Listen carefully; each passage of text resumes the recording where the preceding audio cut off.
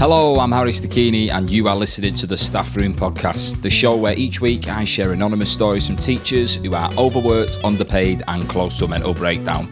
So think of it as teacher therapy, as they remind us of all the troublemakers, class clowns and the flat-out criminals we all remember from school.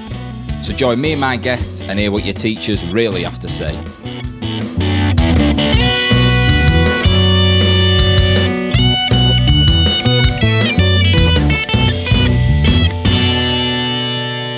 And we're off, episode number 7 of the Staff Room Podcast. How's it going, everyone? Hope you're well. Thank you very much for tuning in once again, and hello to all the new listeners. I mean, over the past few weeks, I've seen a few new countries pop up on my little map. Israel, they were once rocking the third spot. They've gone right down to the bottom of the table. We've got a new entry at number 3 with Belgium.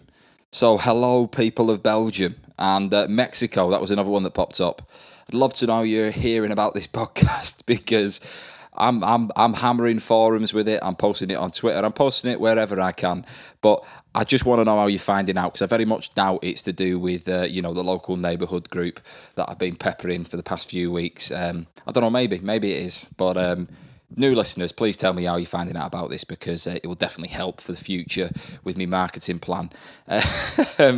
But yeah, hello everybody. This is a nice fun episode today. I mean, I had loads of fun recording it and my guest is Callum Oakley, who is someone that I've known within comedy for, I'd say maybe 4, maybe nearly 5 years. But the first time I saw Callum was when he was 16 years old and he was performing on Britain's Got Talent. And he made it to the semi-finals, only to be beaten by the dog Pudsey. But that was the first time I saw Callum on TV, and I remember thinking, Jesus Christ, this kid is unbelievably confident to be 16 years old and be doing stand-up comedy. So it was really exciting to have him on the show. Since then, Callum has done loads of different stuff. Most recently, he has been supporting Paul Smith, who is a bit of an internet sensation, really, because he's the resident compere at Hot Water Comedy Club. And a few years ago, I want to say like 2018, maybe definitely 2019, they actually installed cameras into their club so they could record all the sets of the comedians. And Paul was comparing there 5-6 times a week. And it was just crowd work that was getting picked up. And Paul's like an amazing MC, really, really quick, really, really witty. And they pumped out all this footage of him onto Facebook and YouTube. And he went from playing, a comedy club that he was struggling to sell like 150 tickets to a few years later selling out the Echo Arena in Liverpool. And having never done TV, it was like absolutely bonkers, but fantastic comic and well-deserved all his success. But Callum has been working with Paul for the past few years on his tour all around the UK and has performed in some massive rooms. I actually watched Callum support Paul at the Manchester Opera House in front of 2,000 people, and I thought that was massive. But yeah, Callum has actually performed at the Echo Arena.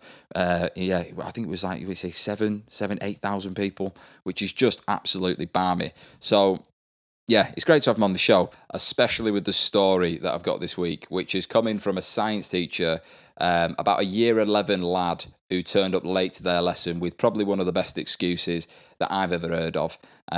We get into talking about Callum's school days, which is something I find really interesting with each guest because it's always something that everyone can relate to because we've all been through it, but it's incredibly unique to each guest that I've had on. So I always find that part of the show really interesting. And Callum even tells me about how he got into stand-up because I mentioned on the end of the last episode that Callum started comedy when he was 16, but it turns out he's actually 14 when he started doing stand-up, which is even more impressive because I can't even, at 14 I wasn't thinking about doing comedy, but yeah, the stone's on him. But it was interesting to hear about how he got into it because it was part of like a school program that was going on, but I'll let him talk about that within the episode. Callum even tells me the story about how he nearly died on his way to his year 11 prom and how he was the only one in the school to smuggle in booze to the prom, which was ingenious in the way in which he does it, but as impacted our friendship from the moment that he told me, and I will always hold him accountable for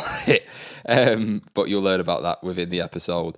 We also have a bit of a chat about the recent news story that came out about the teacher, the design technology teacher in South Wales, who has been struck off. I don't know if anyone else has seen this, but this teacher has been struck off for 2 years after an anonymous blog that was his came to the light of the school that he worked at, and he'd made some comments about the students that went to the school. And I think the title on the BBC website is "They look like Eastern European prostitutes and Kardashian clones," and they were his words in comparison to the girls going to the prom, which is a funny line. Like, I think that's hilarious. And read the article and you tell me what you think. But the guy that wrote it, Mr. Price, has basically said they've taken what I've said completely out of context. And I myself, I've not been able to read the blog that he's put out, but I can totally understand that what that headline is essentially the punchline to a joke, and any punchline, when taken out of context, is going to look a little bit like, oh, that's a little bit uncomfortable. But have a read of it. Some of the stuff he said is absolutely ingenious and just very, very funny. So I think that the guy is, I think he's been a bit unfairly treated. But we chat about that within the episode, and especially around the idea of context when it comes to jokes, because we've both thought about that quite a lot within our stand-up, and I definitely share a story with Callum about me trying to joke about slavery, which as a white man can be quite tense. But you'll learn about that in the episode. I'll just point out I'm not on about trying to bring it back before anyone goes, "Where's he going with that one?" Okay.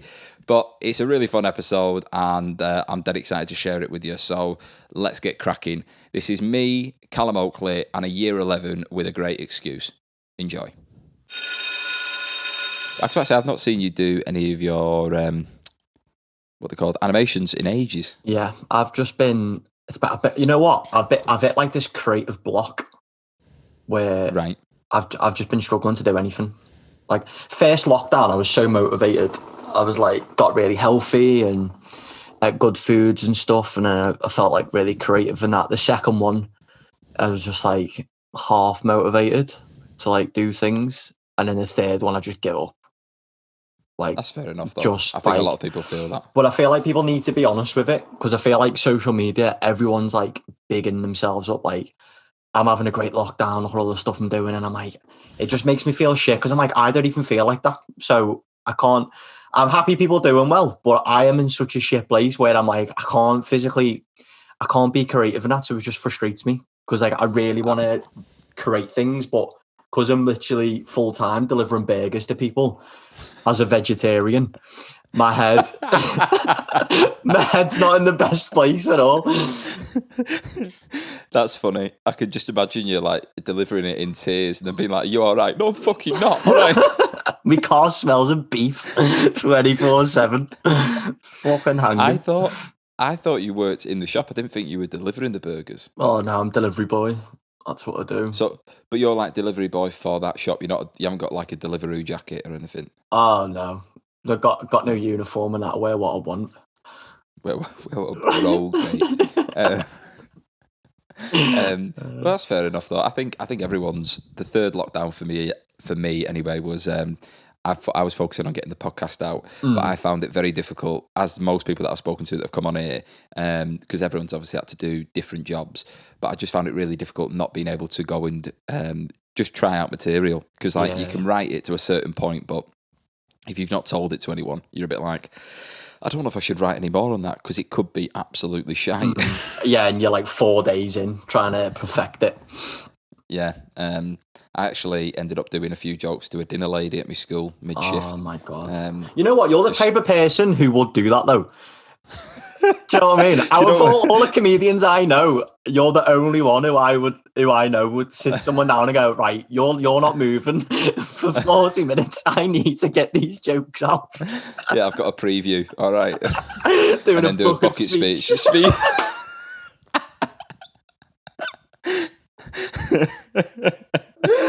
Oh, I know. Yeah, I know what you like. I know that's what you do.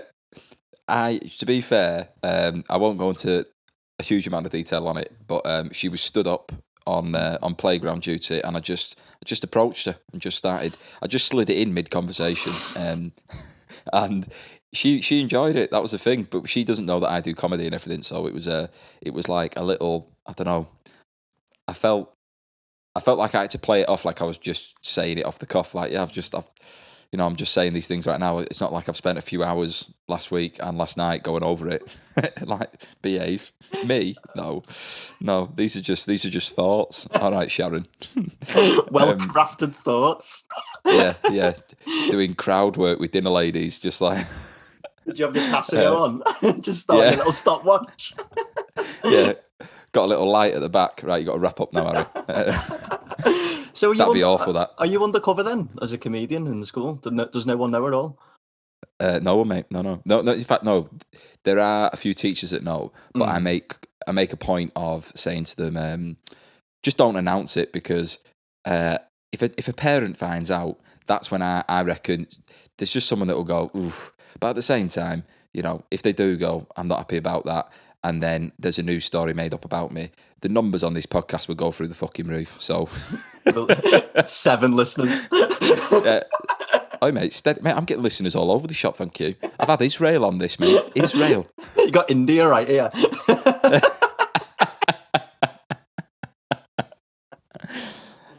Do you know what, as well? I actually forget that you're Indian. Yeah, same. I would have, because when I'll tell you what, right? I said on the last podcast that you were coming on this one, and I said, my guest for next week is Callum Oakley, who started comedy when he was 16, and then I went to go and have a look, and I realised it wasn't 16. You started comedy when you were 14. Yeah, 14. So, like, what were you doing? Like, just gigs in the playground? Yeah, I was like you. I went over to dinner ladies and that, and I was going, "Oh, these are just thoughts." Yeah, mine. Oh, it was mad. So basically, you met Sam Avery, haven't you? Yes, yeah. Not to Sam, yeah. He done used to like these. Nice guy, Sam. Yeah, he's a cool guy. So I've known him for 11 years now. Bloody hell. Mad that, innit? So he done like comedy course, like going around schools and stuff. But it was like kids who didn't have much confidence, or for like kids who were like little shits and that. And I was under the little shit category. Really? Yeah, I just didn't care. Mate, I didn't care about school. I wasn't bothered. That was one thing I put down on here. I would have assumed you weren't naughty at school at all. I thought you would have been popular, but I wouldn't have assumed you would have been like a little tearaway. Yeah, I wasn't like, I knew the boundaries of like the boundary of naughtiness, so I'd never be. I think I've been kicked out like twice at our class. Right. Okay. But it was like, you just chatty. Yeah, and I was like, I used to. Yeah, I wasn't like throwing shit at teachers. Do you know what I mean? Like, I've never. So it was like just banter. Yeah, just banter, strictly banter. I just knew. I knew where to push it. I've always been like that, though. I always know the limit of things, and that's why I've never been in a fight in my life, because I know where to push it, and then I'll be like, "Oh, okay, I can't. I know the edge of this now." So he came in and then was like, right, okay. Were you selected to go on it, or did you like? Yeah, me drama teacher. She was like, I think you'd be really good at it. And yeah, I done that. I wrote, because I done when I was on Britain's Got Talent, one of the jokes I done was like this Armani thing. Yeah. And that was the first joke I ever wrote when I was 14. So I had that, and it's a classic joke. It's a family friendly joke. Do you know what I mean? It took the roof off in the semi-finals, I tell you. Yeah, until that dog came. What was his name? Podsy? Yeah, fucking rat. Yeah, mate, that's fair. Go from 14 though to go and then on Britain's Got Talent. Like, before that then? So you did the comedy course at school. Were you like? Did people see you as the funny kid? I got voted the second funniest kid in my year. All right, who was the first? A lad called James Bibby, who was absolutely hilarious. James Bibby, who's comedian now. James Bibby. No, he's. Oh. There's another. I thought, yeah, because I seen him on a lineup and I was like, wow, Bibby from my school, but it's different guy. Different Bibby. Different Bibby. But yeah, he was like, he was just like, his impressions were insane. Do you know what I mean? So he used to like do impressions of, like teachers and stuff. And he was a funny kid. So it was always like me and him were like the funniest, but he got voted the funniest, and I was the second funniest. That's well, at least you made top 3. I got a certificate though as well. Do you know what I mean? like second funniest. Like, just don't give me one. Like, just announce the first funniest. I don't need to be told I'm not as funny. I don't think I can remember what people thought I was in the school. If you get like most likely to be this or someone and so on. But yeah, second funniest, right? So you then, but James didn't go on Britain's Got Talent, did he? No, he's doing really well now. Though he's actually, I'm sure he's actually Jason Manford. Yeah. So right, so you 14, you do the comedy course, and then you get voted, and you think, right, I'm going on Britain's Got Talent. Because when you went on that, did it have like an impact on your school days? So after the course, there was like a competition that got done with like all the other schools that's like from Sam Avery's course, and I ended up winning that at 14. Then there was like a picture of me that went in the Echo, and it was just like, comedians of the future. I can't, like, it was just like a little thing, for like a little part of the Echo, like a little sliver of writing in the corner of the Echo. And then there was a woman who got in touch who ran like charity nights like all over the Northwest, and she was like, she has like singers on and dancers and that, and she was like, we would really like a comedian, because it was just like kids under 18. It's like little shows like raising money and that. And I just ended up doing them shows for like a year and a half. So I'd go to like all these like British Legions and that, do gigs. So the singer would go on, then I would take over. It was done on a karaoke set, right? So the singer with me, it was so rough. So the singer would go on with this karaoke set, and then she'd come off, and then I'd go on like after she sang Adele, right? Fucking rolling in the deep. Then I come on trying to crack some jokes. But there was this gig I done, I'll never forget it, and it was in British Legion, and it was like, the room was like it was like a corridor, like it was just right. Okay, it was just so long, and it was like loads of like ex-army and like proper big fellas, like skinheads and that. And I don't even know if they were ex-army, to be fair. I think there was a few there, but it just kicked off. Like a massive fight happened, and people are just like throwing digs, people like sniffing off the tables and that. I've got school the next day, and I'm like, I'm ready to go on. I had a purple suit on. I used to wear suits to try and look older, right? I had this fucking purple suit on, waiting to go on. And I walked on, and like there's like these punches being thrown everywhere, and I could just see my mum and dad like at the back of the room looking at me like, like, oh my God, my son's going up. And I went on and I was trying to talk, and no one was listening. And then the organizer went on and basically told everyone to shut up. They were like, this lad's 14, he's getting on stage, he's doing this for free, and like all that. And then they all like sat down and they were quiet, and I just talked about like how big my uniform was and that, and all the stuff a 14-year-old like, yeah. Let's talk about Lunchables, Dairyly Lunchables, everybody. What is it about them? Used to get more crackers back in the day. Yeah. Am I right? Was it a kid's cheese board? You know what I mean, guys? Yeah, we're talking, we're laughing. If we're not laughing, we're learning. All right. Jesus. So you did a few of them, and then Britain's Got Talent. Because I would have assumed you've got some balls to go on that at that age, because like, if that, you did well on it, but like if it didn't go well, the fallout afterwards, because the idea of, it's like you know yourself, where I don't announce to other people that I'm a comedian, right? Because as soon as you say that, you do get a look where people kind of like look from your chin up to your forehead as if to be like, you don't look very funny. Yeah. You know what I mean? And it's a bit like, because you're automatically, by saying it, you are saying, well, I am funny, but the idea of you going on that, were people in your school supportive of it? So I went, that was my second time. So I actually went. Really? Yeah, I went the year before, auditioned, because I didn't want to do it. But my parents like, you should just do it and then just see what happens. Like, it's, if you don't get through, you don't get through. Like, it's one of them, innit? Because I was enjoying it. Like, I loved doing it anyway. So I was like, yeah, like I might as well do it. So I auditioned, and you go to like the producers round.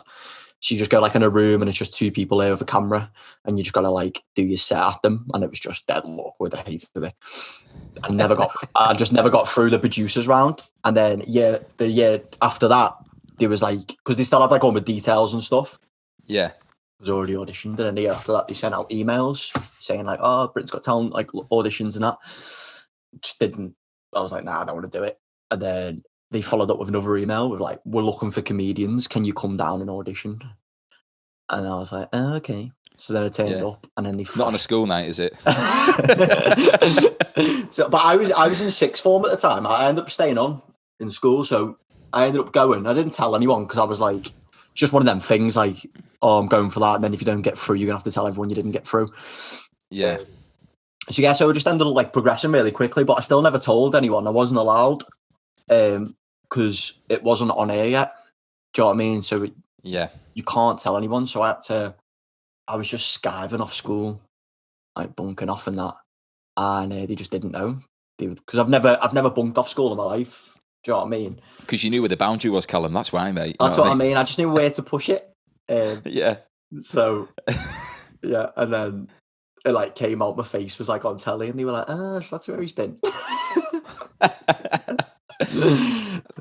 Because, mate, you look young when you're on it. You know what I mean? Yeah, I know. So the idea of you being 14 in a purple suit, in front of the EDL, that was the pre-anxiety and depression days. Like my face would look beautiful. Now you're all withered. Yeah, the amber leaf has got to me.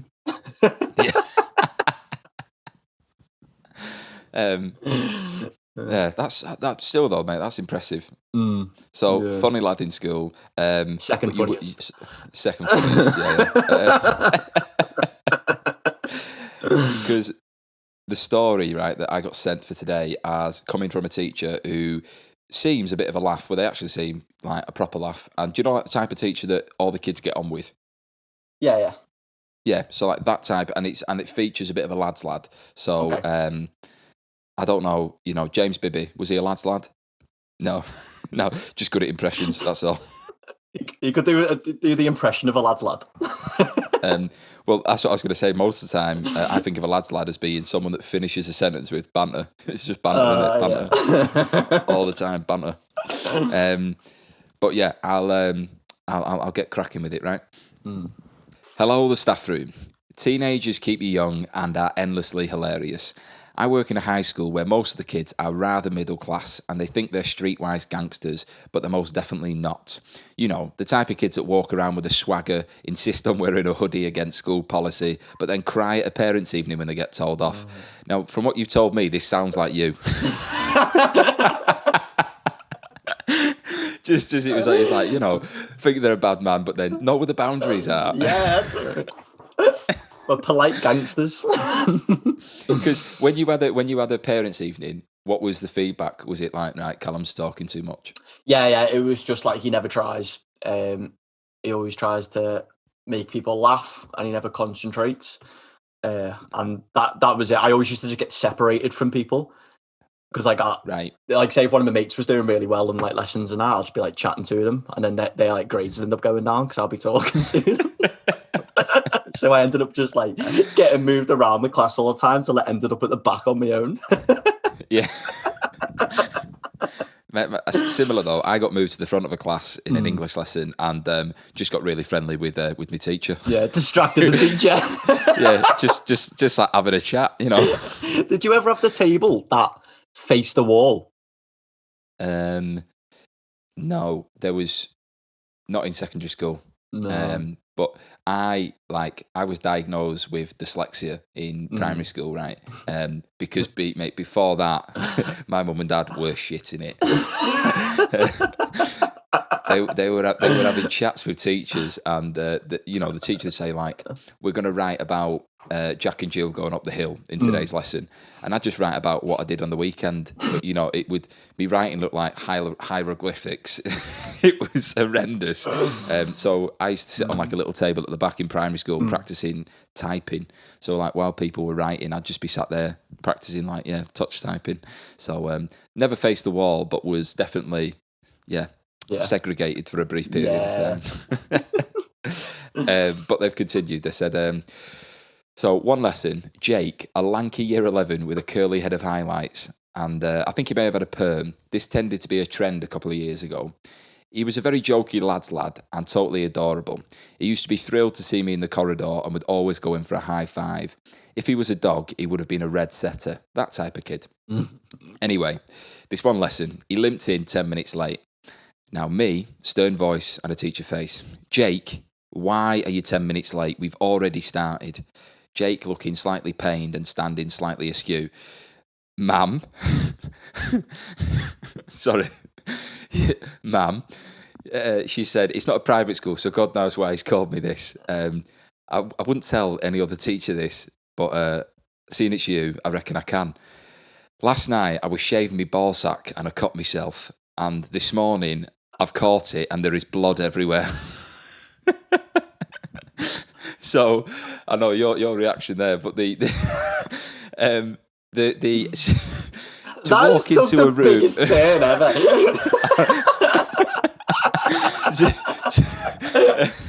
to walk into a room and be like, yeah, I'm just straight out with it. You know, I cut my ball sack last night.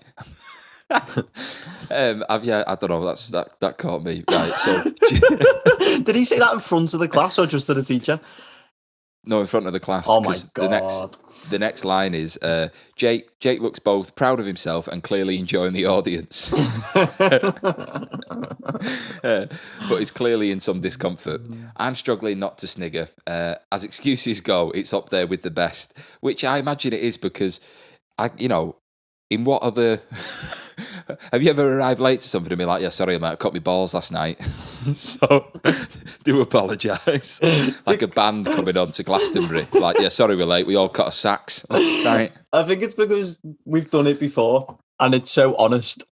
Like, you understand it. Do you know what I mean? Like, it's not like the usual, like, oh, sorry, the roads are busy. Like, if you're straight in with, like, be honest with you, I cut my balls. And then you can sympathise with that because I've done it before, and like that goes on. It goes on for a while. I'll tell you what, right? I did a gig. I don't know if I might have told you this already, but when I first started doing stand-up, this is like the probably the best excuse I've ever given to get out of something, right? So I was doing a gig in Bradford, and the guy that runs the gig, I've never seen him since, but his name was Benji, right? Proper like Bradford lad. And I arrived at the gig, it was at Bradford University, and there was meant to be 8 acts on that night, and all of them had cancelled. Right? Oh, so it was Benji, the MC, and me.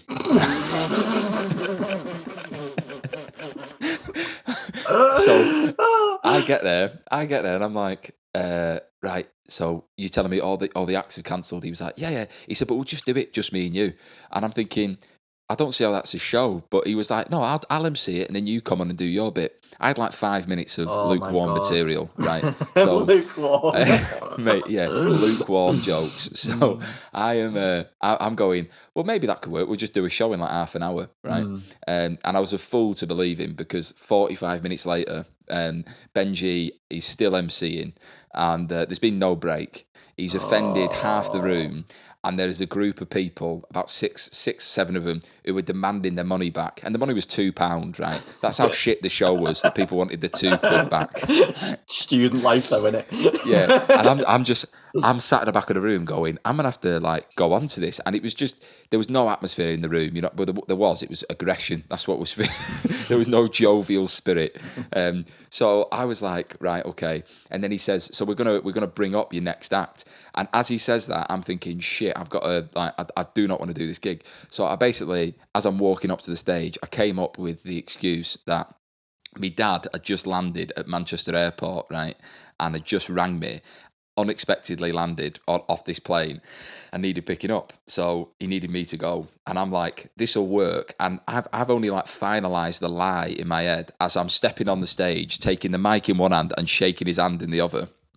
And instead of letting go of his hand, I just held onto him and like the mic and just looked at the crowd and him and was like, yeah, my dad's just rang me. He's just landed at Manchester Airport. I've got to go and pick him up like right now. I'm really, really sorry, guys, but I've got to go. And I can see him looking at me to be like, you're lying. And I just was like, yeah, I've got to go, mate. Really, really sorry. And I left the venue and never actually did the gig. And I've never seen the guy since. So I don't know what happened to him, but whether all the people in the room grouped together and killed him, and just no one said a word. But yeah, it was one of them where I just, even people in the crowd were looking at me like, your dad's what? Oh, just now. Yeah, he's like, he's just rang me right now. Like, mate, I would have got an Oscar for my performance. It was impeccable. Oh, mate, that's so funny. What was the night called? Do you remember? I can't remember. It was just at Bradford University. Because the reason I remembered it is because I took a picture from the back of the room and everyone was sat on sofas at the front, right? And the picture I took from the back was exactly the place where I walked from when I was creating this lie in my head. And it just popped up on my Facebook memories and it just came flooding back. Oh, my God. But yeah, I didn't tell anyone for ages about it because I cringed at the fact that, one, I'd bottled the gig, but two, the lie that I'd made up to get out of it. It's just, sorry, I've got to go back to the call. Yeah, I've got to go and like save the world. There's a bomb I've got to go and defuse. Sorry.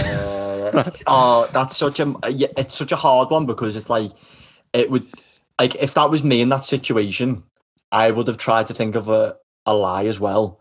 But if you were with me at that gig, I would have done it because I would have went down in flames just so we've got a story to share. Do you know what I mean? Like, you had no one else there to like witness what was going to happen.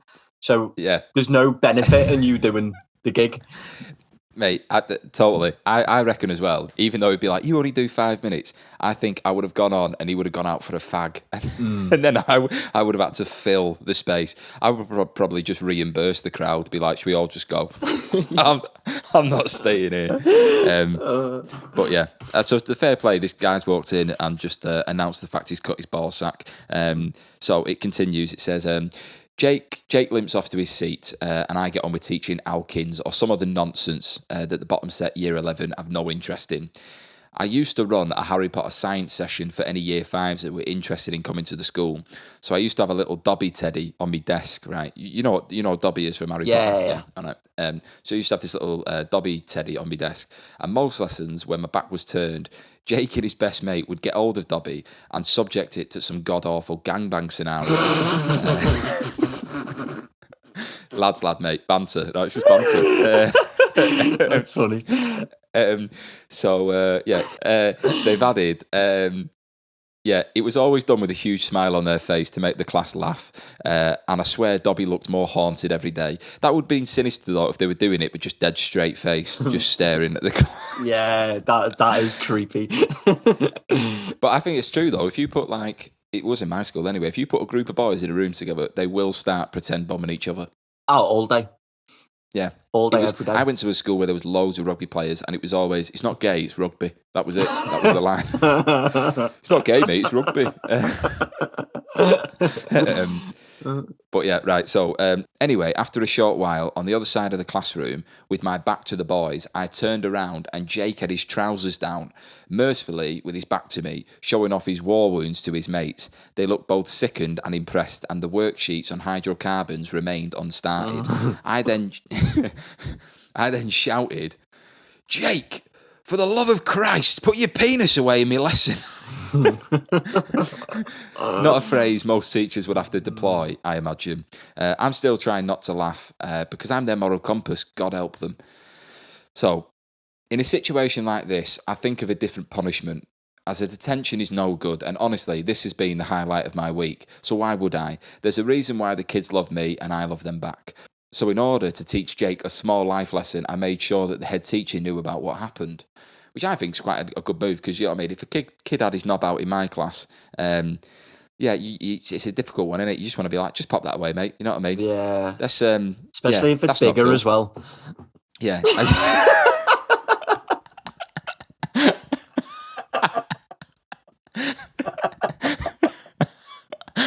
Whoa, hello, pal. Jesus! Christ almighty. I didn't know you had a big brother. Oh, the hell, that thing must be in university. Jesus. I feel like you could never work in a school, Callum. I couldn't. I'm too immature for that. Yeah, mate, that's funny, that, though. I am dead. Did I ever tell you about... sorry, you're going off topic a bit here. in school, You're all right. we done creative writing in English. Did I ever tell you about the No, story that involved the police? No. Bad, you know. Hang on. Right, okay, hang on. So, was this, you wrote a story that involved the police? Nah, so police got called in the school over something that happened that had to do with me. So we had, in English, right, we were doing creative writing and persuasive writing as well. And we had this teacher who, she was quite small, and I'm not going to give her name out. And she had like a little stage to get to a whiteboard to like write stuff on. To just teach on a little spotlight on her. Just doing new stuff, do you know what I mean? We've got to try it out whenever we can. Leaning on the mic stand. Just go on, let's... Yeah, so she'd have this stage that she'll stand on to write. So we're doing like persuasive writing and creative writing, and then she was like persuasive stuff. She was like she was like said to someone in the class, like trying to persuade them to like do something. I can't remember what it was. And then she went, "Now persuade me to do something." And I can't remember the whole conversation of what I said to her, but the ending bit was, "Do the worm off your stage." Right. You onto the dance move, the worm, yeah. Yeah. So this 4'7" woman. God, that is small. That is small. That's like a worm halved. That's a tiny worm. Mate, she like Tom Daly dived off this fucking stage on her stomach and started doing the worm, right? But some lad filmed it off his phone and like under the table, and then this is where it got a bit messy. He ended up putting it on YouTube. Like racked over like, I think it was like 50k views in like a couple of days. Bloody hell. It went mad. The police got called in and got the lad who filmed it. He got like told off really bad in that, and I got away with it. Right. So hang on. Yeah, but like all you did was ask her to do it. Did you know he was filming it? No. Well, it was either do the worm or do a backflip off a stage, and she went with the worm, which was more like. But that teacher sounds like a laugh. You know what I mean? She's like engaging enough to go, I'll give it a go. I know. So, and the other guy sounds like he's very good at marketing, but just needs to make sure he picks the right. Yeah, my dream's actually be a documentary filmmaker. Okay. Yeah, all sorts used to happen in their classroom. Though. Someone put a remote control car in, do you remember, because of the ceilings in the school, they're like them little tiles, aren't they, that you can lift out onto. So some kid put a remote control car, like he pulled the tile out, put the remote control car in like the roof, because it's got like the cavity bit where it's like the roof tiles and the actual like ceiling, and in the cavity bit there was a remote control car. So when she was like teacher, he had the controller under the desk, so he would just drive the car in the ceiling, and she would like, what the fuck? She would like think there was like mice or something in the ceiling, but it was just this car.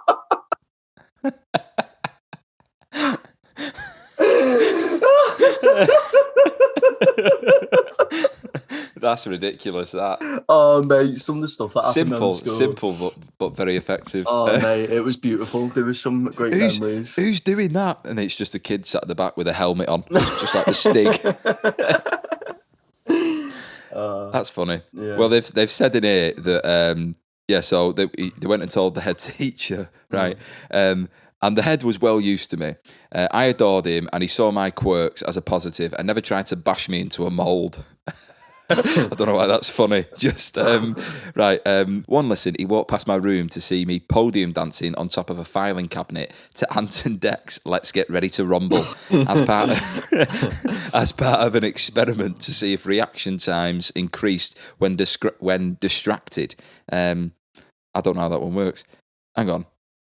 Yeah, as part of an experiment to see if reaction times increased when distracted. So if you're distracted, I don't get that. See if reaction times increased when you're distracted. So if you were distracted doing something, I don't get that. Can't you know what I mean? Because you'd have to focus on what you're. Yeah, but anyway, he didn't bat an eyelid, this teacher. Okay. So this is probably why I was bottom set science, mate. You know, I was in a revision session once, and I got asked like what an atom was, and nearly had the fucking nosebleed, mate. I just sat there and was like. We never got to use anything really. Bunsen burners on a few occasions, but then one lad melted the back of a biro and stuck it to the table, and it was just like, well, we can't do that anymore. Did you do? I had to do BTEC science. I wasn't allowed. I know I didn't do BTEC science. I did core, just like the basic one. Yeah, my science teacher done my work for me. Really? Yeah, she just felt sorry for me. She was like, Callum, I'll come and help you. And I was like, okay, yeah. But I've got this really good ability where I can get someone to help me, but then I'll keep distracting them while they're helping me, so they just continue to do the work. Right, that's quite manipulative, that, isn't it? It is, yeah. And that, I think it's a very good skill, though. Yeah. That's just like getting a plumber round to have a look at your sink, and then by the end of the day, he's like plastered your walls and everything. Just carry on doing this for us, please. Yeah. Any reason, Callum, why I'm driving you to a gig? Yeah, just.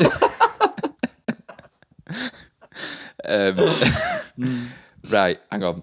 So this teacher didn't bat an eyelid, right? So the head teacher, hang on, I've lost my track here. So sorry, it's the head teacher. I keep distracting you.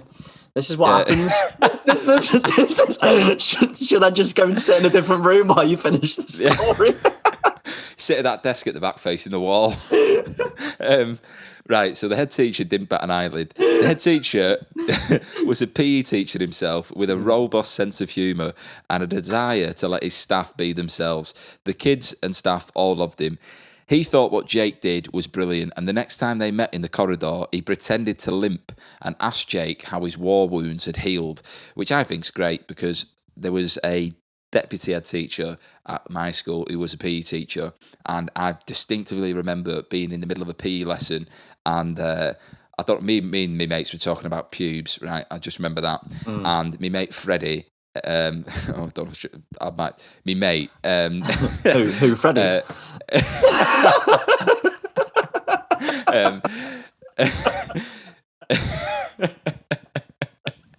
Me mate mentioned about having pubes, and this teacher walked past and went, "Yeah, you thought you did, and then you started peeing from it," and we all just fell about laughing. Like, he's just had you off there. Yeah, I love that. But so Jake thought this was the best thing ever, but he also couldn't believe that every teacher in the school now knew. And now the moral of this story is, kids, there is no moral. Just don't get your cock out in my lesson. And that's how they finished it, which I think is quite a nice ending. And that teacher, for me, sounds brilliant. They sound like a right laugh. Yeah. I think they've done well in that situation. Because you could easily flip your lid, you know what I mean? If someone's got the knob out in your class and just be like, "Oi!" You know, but I don't know though, would you? I don't know. What if you went the other way and just like, that's tiny? Yeah. I won't be flaunting that around, pal. Just go, ah!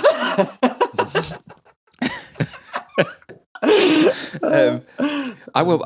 I've been in situations where I've been in schools where it can be a bit awkward if well, yeah. In fact, I'm not even going to go down that route. No, go for it and then just cut it out if it's bad. I've worked with kids before where you've had to be in situations where you're either getting changed, okay, you know, you've gone swimming or something like that, or you're, you know, doing activities, whatever. You've had to have a change of clothes, and being in situations where you're like confronted with a kid who is just fully, you know, all his kit off, and they're just asking you like very honest questions. You know, it's like, "What are we doing next?" And you're like, "Putting pants on. That's what we're doing, pal." Because I can't have a conversation with you while you've got all three eyes on me, right? So, just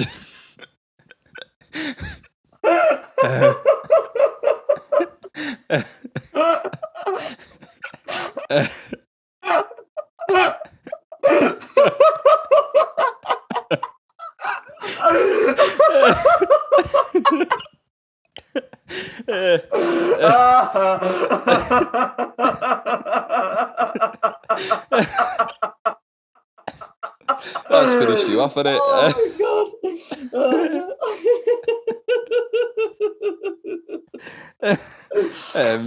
It's so but funny.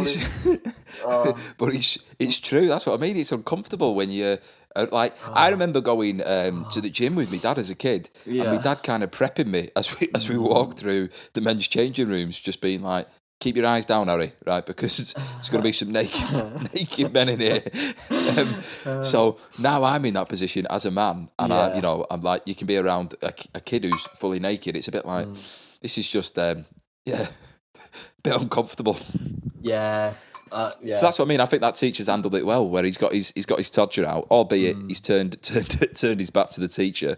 But to still do it in a class, that's the confidence of the fella. But the teacher's been like, "Hey, this is not the end of the world. Just pop it away. Come on, let's get back on with the lesson."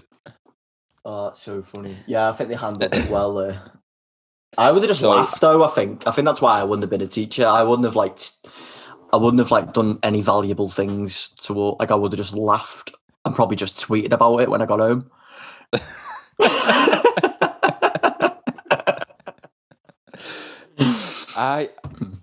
Well, I'll tell you what, right? Do you keep up with the news or anything like that? Do you tend to? Mate, I don't even keep up with you. Do you know what I mean? That is true. Like, I don't know. I only found out COVID was a thing last week. Like, I'm just off. I am off everything. Off the grid, mate. Just delivering burgers. And, yeah. Well, what you said there about going home and tweeting about it, there was a news story that came out this week, and I wanted to get your opinion on this because I think it's... Well, I'll just tell you. Okay. The news story was about a design technology teacher in a Welsh high school somewhere around Cardiff, and he's been struck off for 2 years after mocking the pupils, right, in a blog. And it's an anonymous blog. But the headline that they put for this was the fact that he'd compared the girls going to prom and said that they dressed like Eastern European prostitutes and Kardashian clones, right? Oh, my God. And, see, I don't think it's that bad. Yeah, because it is. Do you think? Yeah. Actually, this is the thing, right? And from a comics point of view as well, this is what I want to find interesting because he's written a whole blog. I've not been able to read the blog, but he even says, he was like, what they've pulled out is so out of context. Yeah, true. Yeah. And like he hasn't mentioned any of his names. It's all anonymous. But I'll read you a few, right? And you tell me what you think here. Okay. So in one article that he was titled "The Problem with Prom." He called the whole event a shallow, vacuous affair about nothing more than who spent the most on looking nice, right? And I've told you the bit about comparing some of the girls that dressed like Eastern European prostitutes and Kardashian clones. He said that the boys at the bash were just snorting coke. He mentioned that, referring to poorly applied fake tans, he wrote the literacy was so poor of some students that they couldn't read the instructions. Which I do think is pretty funny. Yeah. That was my favourite line. He then mentioned that, what was it? Mr. Price referred to the overweight girls being shoehorned into gowns and paraded through the town like cattle. Oh my God. And then he's mentioned that prom means more to them than GCSEs, right? That's true. So this is what I mean. As I think having not been able to read it, it's difficult. But in the context of humour, right? He's not pointing a finger at anyone specifically. Yeah. But a joke is meant to be. Well, it's meant to shock you a bit, isn't it? Yeah, but I don't. The kids. Do you know what I mean? Like, he's taking the piss out of overweight girls, saying they're shoehorned into dresses, and he's saying that girls look like prostitutes, like the underage kids.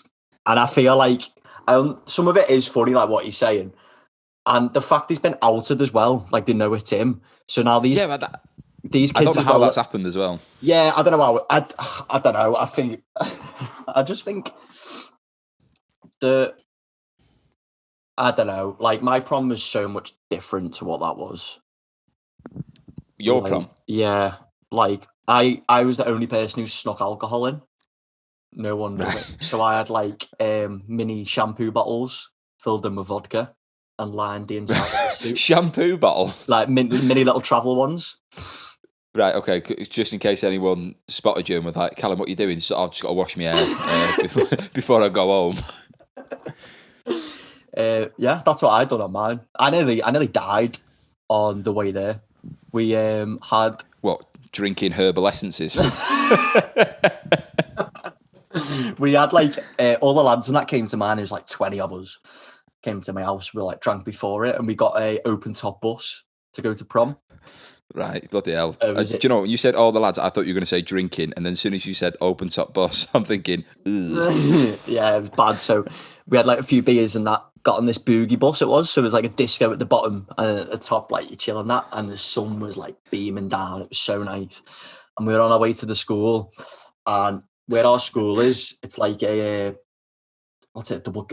I'm a driver, I should know this. When there's a road either side, but in the middle there's like grass. Is it a dual carriageway? Is that what it's called? Yeah. That's called, yeah. So we're going down, there's like trees there. So we're on like the open top bus, and I'm standing on the seat, and a tree branch slaps me in the head. Mate, I nearly fell off the bus. Oh my God. And I got grabbed by one of my mates, and like everyone just fell silent, and I was like, just like proper buzzing that I nearly died. So how close were you to going over the edge? I was it was like one of them where, you know, where your heart drops because you're like, right. Do you know what I mean? So it probably wasn't even that close, but it was like, I felt like I was like over, and the prom date stood me up. Yeah, so I had my prom just dance. didn't go at all. No, she went just with someone else. Oh mate, that's brutal. So I ended up having my prom dance with one of the teachers. You're like, what are you doing? I've bought, you know, shampoo for us. I mean, alcohol for us to drink. Yeah, so I was so drunk. So what was the alcohol you took in? Just vodka. Straight, mate. Nice. Yeah. Well, they had the mix already there, so I didn't need to bring my own. But did anyone partake in your vodka? A couple, yeah. There was a few in on the secret. Right, like, okay. I mean, you could tell anyway. I mean, I was drunk, like bad. Just falling over tables, going over to her prom date. She's mine. She's meant to come with me.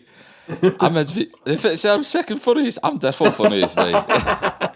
He's not even here, James Bibby. James, where are you rat?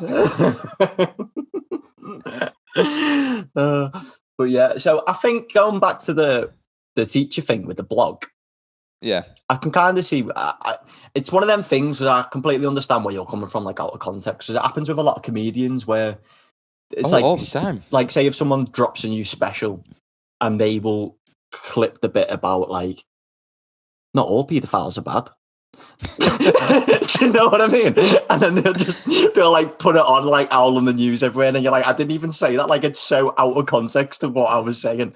Yeah. Well, what he said within that is exactly what you've just said there. It was like they've cherry picked, and because of that, everything is very askew. Because if you read the thing in its entirety, it's just not that way. What I like is the fact that he hasn't denied writing it. He said, yeah, I write it, but I don't think it amounts to, because they fired him for basically like misconduct, which, I don't know, I think it's a bit tight, because he's not identified anyone within it, you know, it's all anonymous. So this podcast is anonymous for that reason. And like all the stories that I've shared, I've come in from teachers who have said things that, yeah, if you said when Ofsted were there, I imagine they'd be like, yeah, you need to sort that out, right? Yeah. But but what he was saying was like, it's an attack of freedom of speech if you can't say these things, and also he's meant it in jest, and the fact that he's bringing up the fact that, you know, young girls can dress in such a way that's quite sexually explicit. It's like, but we all just ignore that, and the fact like these kids are doing drugs. But because he's you know, being honest about it, so to speak, which a lot of comedy, the funny thing tends to be the honest thing, because, you know, not everyone hears that all the time. You know what I mean? I'm not trying to convince you to say that what he did was 100% right. I'm just think that I feel like you are. Tight. No, I'm joking. You wrote it, didn't you? Yeah. It's your blog. It's my blog, mate. But he's I just think he seems like a teacher who can have a bit of a laugh, and I don't know how he's been caught out.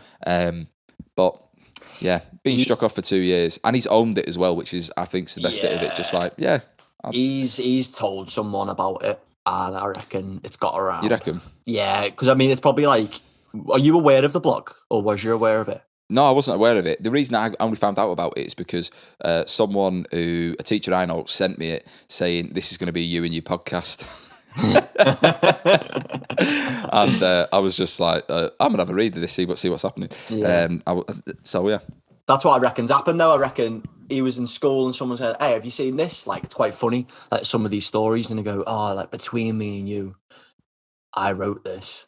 And then, do you know what I mean? And then I reckon it's just been someone being like, hey, don't tell anyone, but, you know, Mr. Smith wrote this. And then they're like, oh, and then it just got around, and then he put that on about, like, girls looking like prostitutes and that. And then they were like, ooh, okay, that's a bit too much. And then, yeah, that's what I think happened. Right, okay, so you think someone was a grass? I was a grass, mate. That's what I reckon. The one thing I say in this podcast is, I'm not a grass. No one likes a grass. This is 100% anonymous. But yeah, I just think it was interesting because from a comedy point of view, have you ever had a joke that you've made that's been taken out of context and then, in fact, because I've seen you do material, it's not like you say anything that's controversial. I think I have been so careful of what I say for so many years. Like, I've never, really? because I felt like, because of the Britain's Got Talent thing, because I felt like I always had that image for a while. I feel like it's only been like the last year, maybe year and a half, where I've been more open about stuff. When you mean stuff, do you mean personal stuff? Or like personal stuff. Okay. Because on stage. Yeah. So I've never really had anyone. I don't think I've ever had anyone complain about anything I say, unless it was like you're not funny. Have you ever have you ever tried a joke out that you know is a bit risky, and you're just trying it to see if it's going to work or if there's just any type of room or legs in it? Because I can think of two that spring to mind for me, and the first one was about slavery, right? And it's not me. It wasn't me advocating slavery. It was me talking about how it. Let's bring it back, everybody. Like, who's with me? I was at the Comedy Store in Manchester doing new material on the Sunday show, which is like my favourite gig to do because it's just a nice room, and it's for that reason of like you trying stuff out. And I'm not saying I opened with it, right? I'd established enough that they were like, hey, this guy's all right, you know what I mean? He's making jokes about his dad. And then I just tried this joke out about slavery, and I can't remember it word for word, but the idea was that the first slave ship that arrived on the shores of Africa was a British ship, right? And it was the conversation of someone getting off the boat to try and convince people from Africa to get on the boat, and then the people from Africa going, no, I don't want to get on the boat. But the people that are trying to get them on the boat are like, we've got loads of jobs though, like you'll love it, you know what I mean? We've got this brand new world and it's fantastic. And the guy on the boat saying to him, yeah, but you're going to tell him about the other thing. He's like, no, I'm not going to tell him about that. But you just, and it's that whole conversation, and I can tell. The reaction you're giving me now was similar to the one the room gave me then. I got to this punchline within it, and there was a good 5 to 8 seconds of silence, and then I was just like, okay, and then moved on to another joke. But I never had anyone afterwards go, kick off about it. It was just me trying something. And then the second one I can think of, again, same gig but different night. There was a new Gary Delaney was on the bill, right? And Gary Delaney's obviously like he makes some of his jokes he's made are fantastic, but they opposite to you, they don't push the boundary. They tend to go over it, Yeah. And the joke that I had was there was a news story it was probably a few years ago now, that I'd seen that a 6-year-old boy, a French boy, had been thrown off the top of the Tate in London by a kid with severe autism who said he was going to do it a year before, right? So I set the premise up for that and said, because obviously the Tate is quite a fruity, arty place, at the point that kid hit the ground, I wonder how many people went across like, oh, it's a masterpiece. And they're all just like blown away by it, you know. And I've like, the joke, they laughed, but the reaction was like, ha, ooh, you know what I mean? And then, and afterwards, because it was so dissimilar to all the other stuff that I've been joking about, Gary Delaney said to me, he was like, that joke was really good. So I thought, well, if he likes it, I think there must be room within it to expand. And since then, I've, rewritten it and tried it 7 different ways. And I've got like a 5-minute chunk now about this. The joke is about a kid being thrown off a building. But, it works, like the routine works. But if you took a line of that out of context, you'd be like, Harry Stachini seems like a right bastard. But I'm clearly not, because I've got a DBS. All right. But yeah, I just think I'd love to read what this teacher has written, because it does seem that I get where he's coming from. Do you feel like he's in a position to speak like that though? I think he is. As a teacher, like if you're sending your kids to a school and the teacher who's teaching them thinks they look like prostitutes, would you be cool with that? I know quite a lot of the comedians that have worked in schools that have routines about, places they've worked in. But if you're not mentioning anyone's name, then I don't think you're causing any harm. Yeah, I suppose. I just don't know whether it's because he's been exposed, though. That's why I'm thinking about it a bit more, because I'm like, them kids will be aware of, like, it was about them.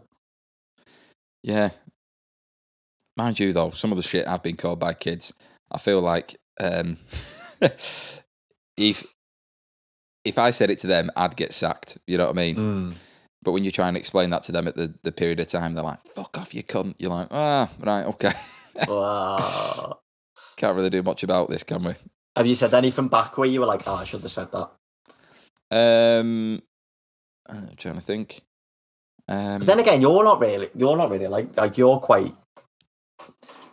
Go on, like I'm quite what? It's just a bit of a dick. No, you're like, no, you're professional. Do you know what I mean? Like you would wait until all the kids are out of class, and then you'd pull out that picture you've got of one of the kids with like the dartboard, and you just start throwing at it. Professional but sadistic. Yeah, that's what I'm. No, I've never said anything. That I think would get me sacked. I've said it before on previous podcasts, but like I mess about all the time where like a kid asked me one time in a school, what do I do? Because they'd never seen me before. Do you say your mum?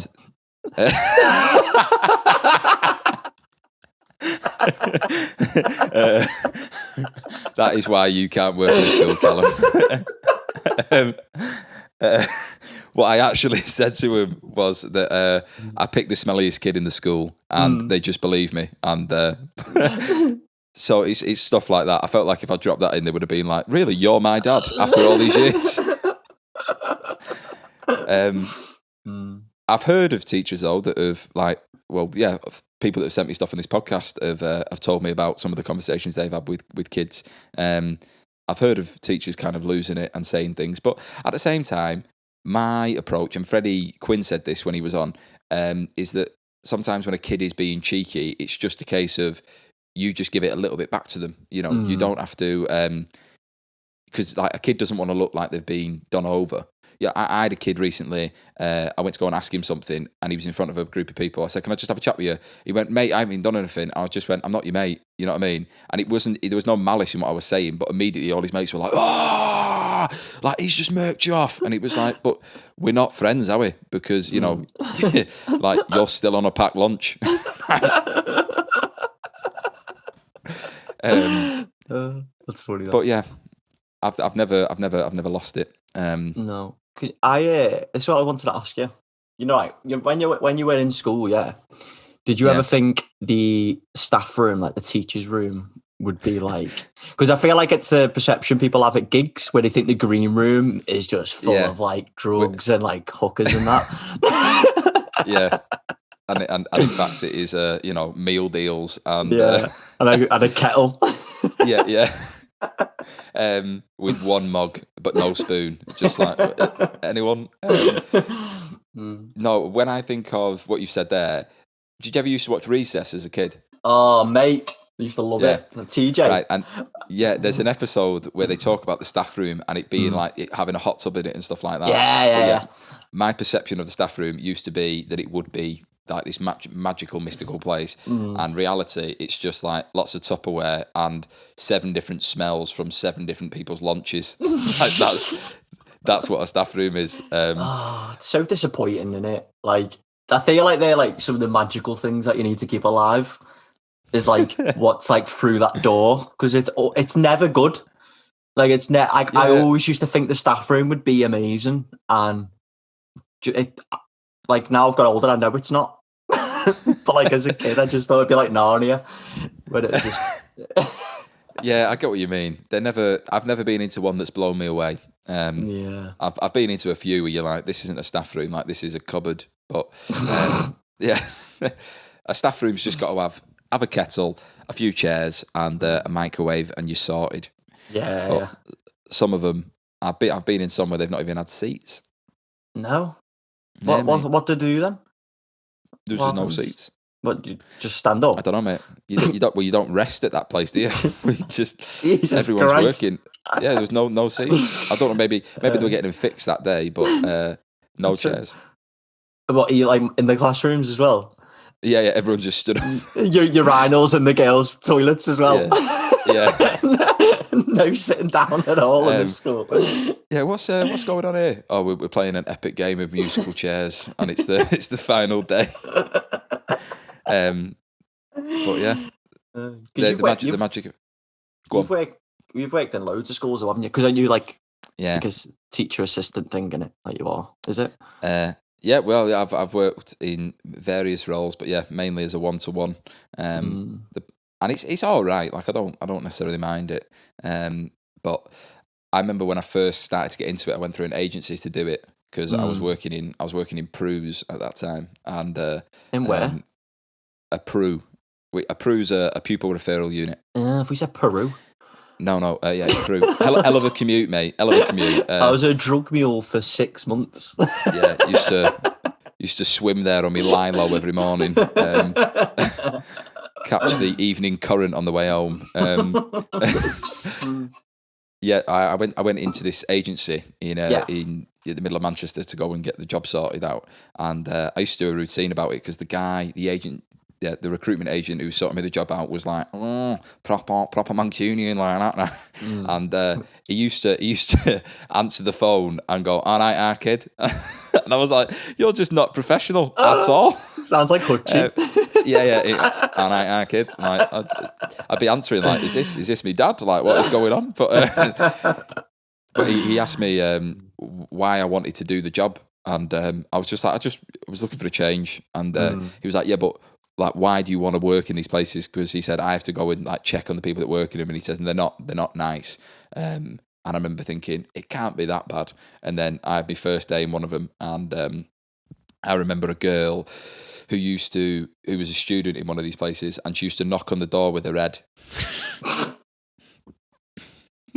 Like, mate, and I mean.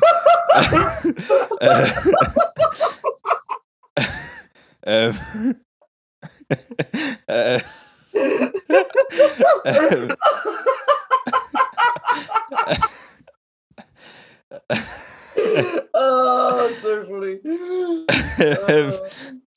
But yeah, it was never like a single knock. There was about 4, like, and I had to work with her, and that was. You've seen me do jokes about it in my set. I don't watch you.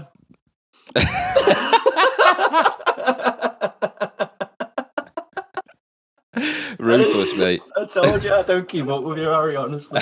I was actually meant to do that gig in Bradford, but when I found out you were on, I thought, nah. I had to pick my dad up. It's like, you don't even have a dad.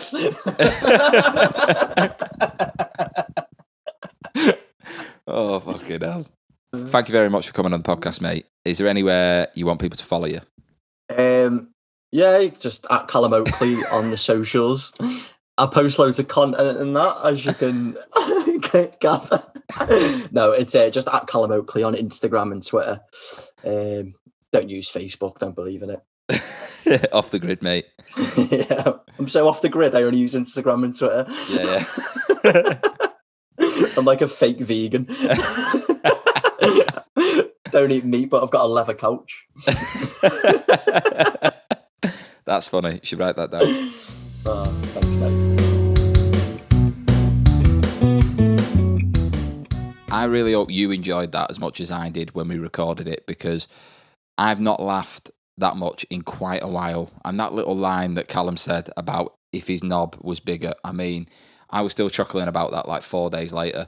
Even editing it, I just kept going back to it. But I really hope we've enjoyed that, because I found that as an absolute scream. And thank you to the teacher that sent that story in, because you sound like an absolute legend with the way you dealt with that situation. But I really enjoyed recording that. So thank you very much, because that story put a massive smile on my face. I'd also be interested as well to know what you guys think, what you listeners think of that news story about the guy from South Wales, because I spoke to a few people about it, and some people were like, I don't think it was right. And I don't know. I think what he said was funny, and he didn't name names. He didn't name the school. I'm doing this podcast totally anonymous, and everything I'm saying on it, don't take it too seriously. I said that in episode 1, but I've not got myself into any trouble yet. But I'd be interested to know what you guys think of it, because, I just think he's made a joke, and they've taken the punchline of that joke and then gone, you can't say that. But he's not mentioned any names. I don't think he's doing any harm. But I'd be interested to know what you think. So get in touch with me on social media if you've got an opinion on it. If you've enjoyed this episode, please just go and tell your mate about it. Tell them about the podcast. It'd be great to get more people listening to it. People in Belgium appreciate the fact you've joined. People in Mexico, even better. Israel, let's hope you come back. We don't know. I don't know what I've done wrong. Maybe, is it one of them situations where if we met in person, you'd be like, it's not you, it's me. I don't know. But, my door's always open. I mean, this is free, so why not? Next week's episode, I've got Daisy Earle on the podcast, who is a great comedian and someone I've only met recently, but really excited to have her on. And she's just a wonderful person. She seems absolutely lovely every time I've spoken to her. We met through like a comedian's writing group, and she's ace. So I'm buzzing to have her on the show. The story we're going over is something I can relate to, because it involves a story of a lad who required 2-to-1 assistance at all times. And I'll take a quote from the story that was sent to me. The lad had a temper worse than the Cray twins. So lots to look forward to for next Friday. But until then, look after yourselves as ever and take it easy.